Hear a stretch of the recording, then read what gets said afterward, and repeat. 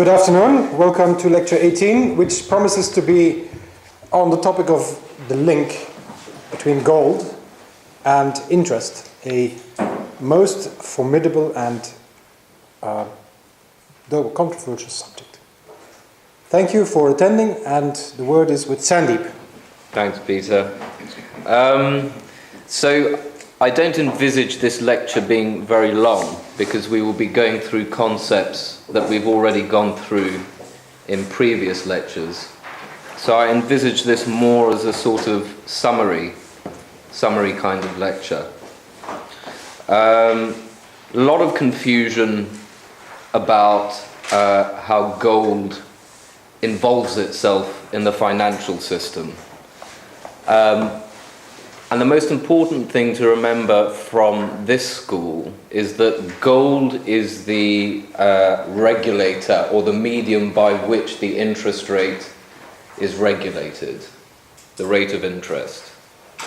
That is the most important function of gold, is to maintain a mechanism for the interest rate to move in a homeostatic process.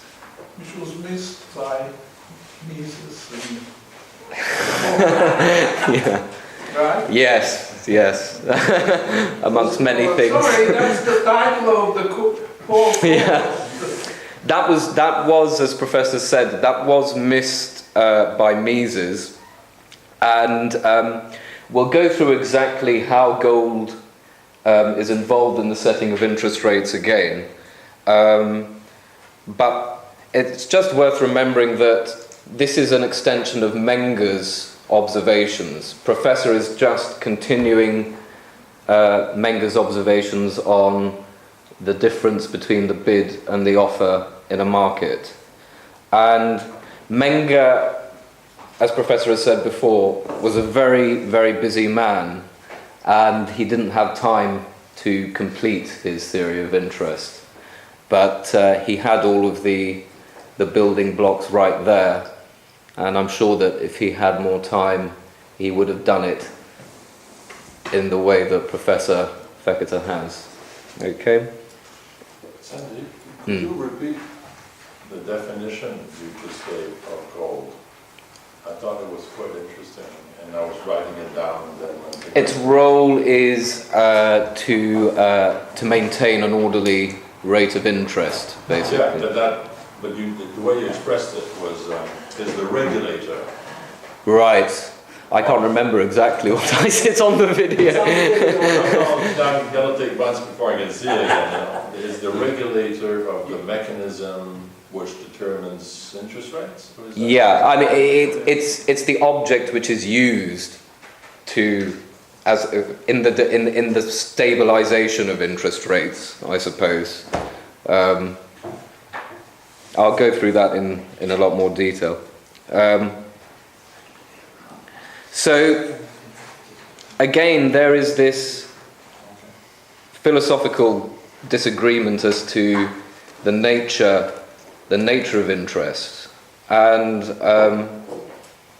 all it is effectively making a more efficient way of changing wealth into income and income into wealth.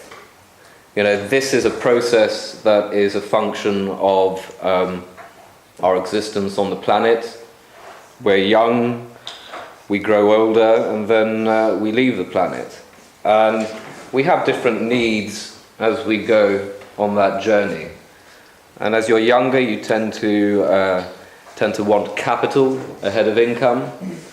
And as you get older, that tends to reverse, and you tend to require an income ahead of capital. So it's this interplay that is the cause for the rate of interest. So let's go through again how exactly you get gold involved in the rate of interest. Okay, so we talked previously about how, and this is all recapping, by the way, but it's worth recapping it because it shows how wrong Mises was, I suppose. You don't start with just one end or an assumption. And Mises' assumption with time preference, which are not in these lecture notes, but probably in the previous set of lecture notes. It's just a very garbled expression that he gave. He used the method of averages. He assumed that time preference is uniform for each individual, and somehow it just averages out into an originary rate of interest. Now, I'm not particularly fussed about someone making a mistake. We all make mistakes, but that was quite a big mistake, I think, for someone of Mises' erudition. So, starting off from completely the wrong concepts, you should start off by saying, if you do think it is a market process, how do you relate it to a particular market? Don't just say it is a market process. A market to me is an object that has a bid and offer, always. And of course one end might be hidden or implicit, but you always have a spread. So that was his first error, and to overlook it is quite major in my view. It's not a particularly complicated observation of Karl Menger, and to just ignore it is an error, basically. So here we go. We have the interest rate spread, and we have the offered rate of interest here, and the bid rate of interest here. And which is referring to the time preference. I'm just about to. You are coming. Yeah. So if you want to borrow money, let's say this is 4% and this is 5%. If you want to borrow money for a generic endeavour, and you want it straight away, and you satisfy all the requirements, it's not less like buying a stock, then you'll have to pay 5%. And if you want to lend money for this particular duration without haggling, you'll get 4%. Okay? And the way that gold and time works its way into it is in the bid rate of interest. Okay? So the rate of interest is bid lower by people wishing to lend money for this particular time frame. And in this exchange, okay, you are exchanging gold coin for bonds. Okay? You are lending money, so you're exchanging gold coin for bonds. And eventually this rate will be brought down such that the reluctance of the marginal bondholder related to his marginal time preference says that that is enough. Okay? So marginal time preference feeds itself in via the bid rate of interest. And from the seesaw, the bid rate of interest is to do with the asked price of the bond. Okay, very simple. So, here we have marginal time preference making it say. And the exchange, I don't like using buying and selling, it's exchange. Exchange of gold coin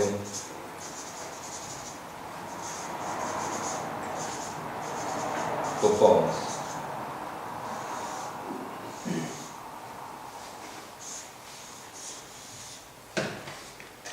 Okay, so remember that process, arbitrage being arbitraged lower and lower and lower until the marginal bondholders' marginal time preference kicks in, and that puts a floor, as it were. Now, the other side of that is, does anyone remember what it is? You've got marginal time preference on the bid, and what on the offer? Marginal productivity of capital. Okay? And this is the arbitrage between the capital goods market, and you can call it a stock market, and the bond market. So here you have marginal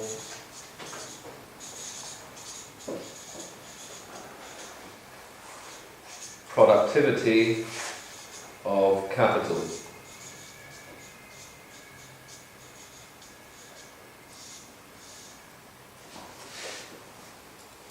I'll just draw another one.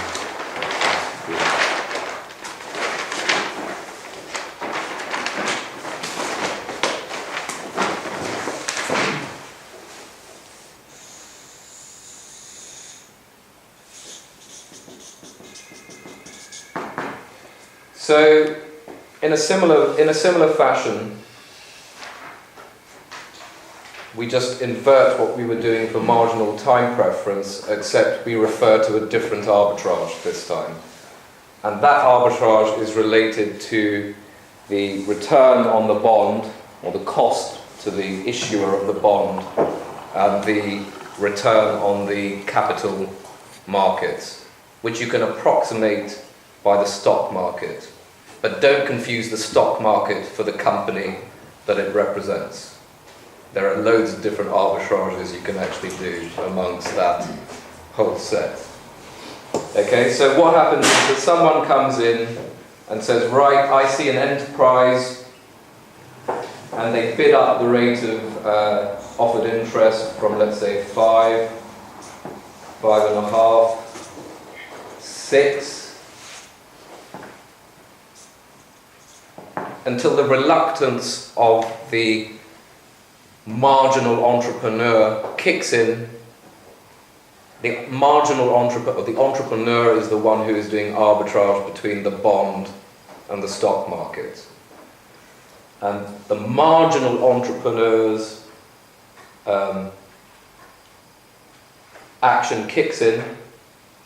Marginal productivity of capital is the basis of that, and the offered rate of interest stops, let's say, here. Okay, and you must remember that this isn't in isolation. Okay, this is with reference to a stock market return, say. You mean like a yield? Yeah, net yield though, not dividend yield. Net yield.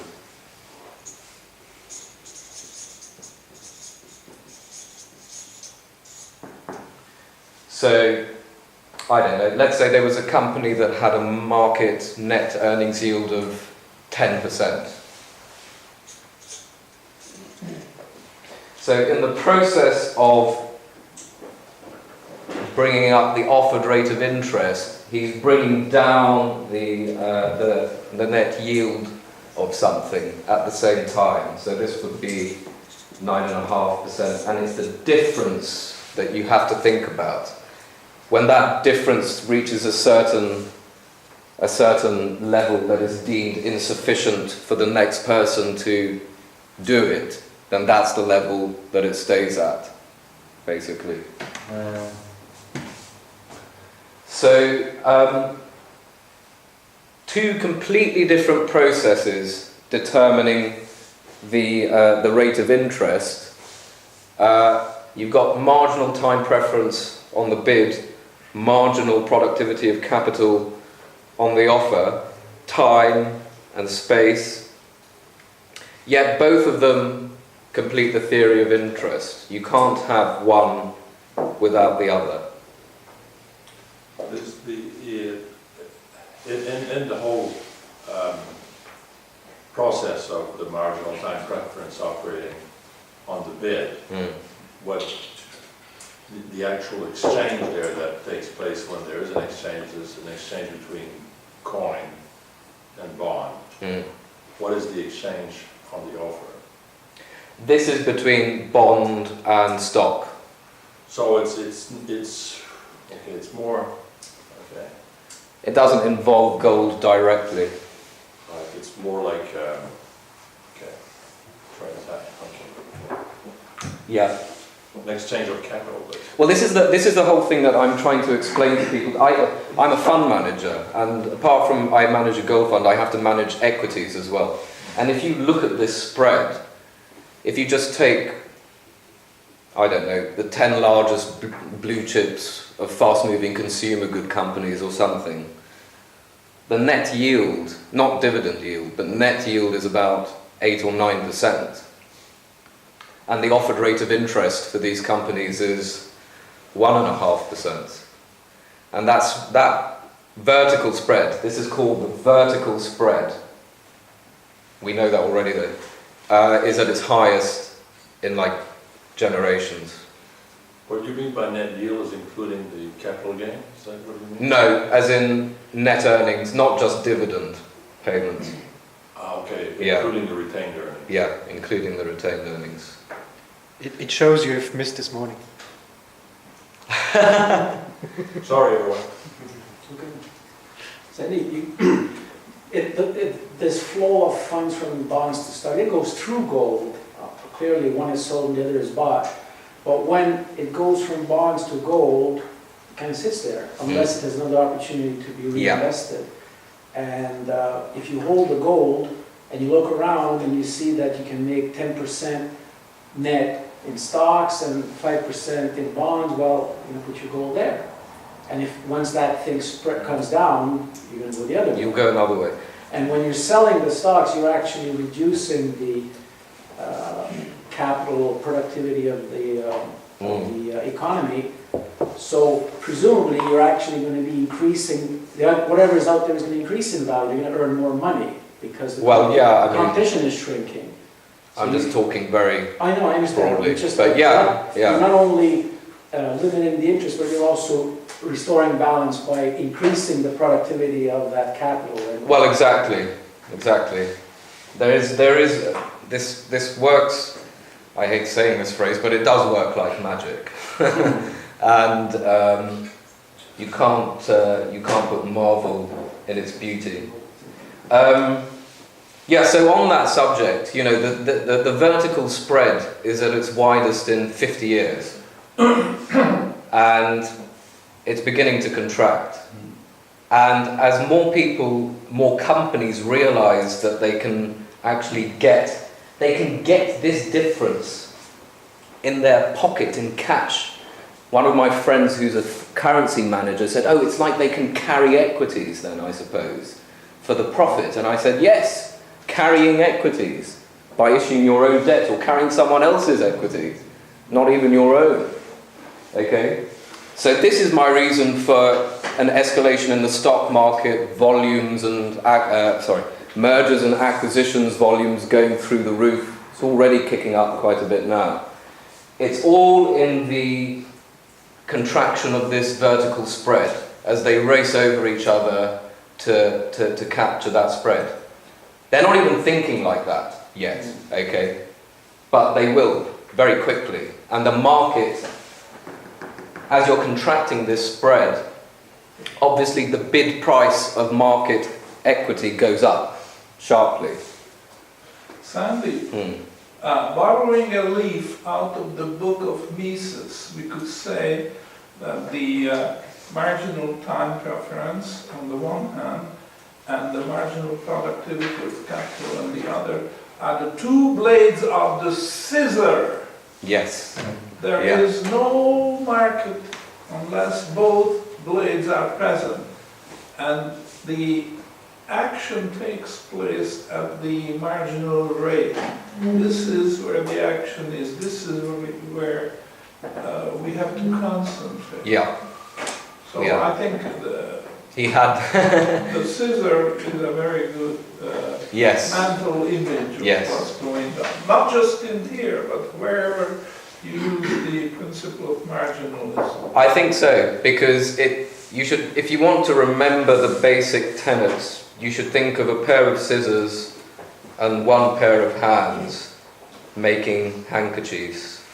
And you should think, well, if that is the defined context of that system, how will adding an extra pair of hands change output? How will adding an extra pair of scissors change output? That's the most simple example that you can do, and obviously the real life is just a variation on that, basically. So this is an important point to remember. You can't have one blade of the scissor and have it functioning. So there's not much to add on top of this, apart from we have to think in terms of marginality at all times. And what I am actually developing and will be publishing quite soon is marginal liquidity preference and the explanation for the shape of the yield curve, which has a bit of is a discussion issue amongst here. Is it flat? Is it meant to be sloping up slightly? And Is the flat curve stable? is the flat curve stable? And just to give you a hint as to how I'll be tackling this, well, I've already tackled it, but there's no such thing as a monolithic yield curve. There's a bid rate and an offered rate, and you have to use that as your starting point in the analysis, and you can come up with some very interesting observations just based on subjective preference, based on postulates like you would rather have your gold back, you would rather have your 1 ounce of gold back more quickly than not more quickly, which I think is a fair enough postulate. It's completely mental, as in not irrational, but it's completely a mental faculty to say that you want your gold back more quickly than not. And the other side of it is, well, if you're borrowing money, all other things being equal, you'd want to borrow it for as long as possible.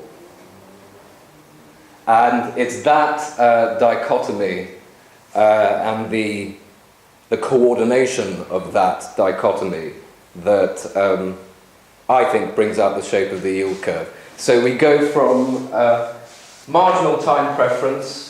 Remember, this was all for just one particular maturity of bond. Okay, you've got all of the other maturities of bonds out here in another axis. So this is the next area of investigation. We've done marginal time preference. Tick. We've done marginal productivity of capital. And now we go into the 3D for marginal liquidity preference. And that will be released next week at some point. So I think that we'll call it an end for that lecture and bring up any questions that anyone might have, or if Professor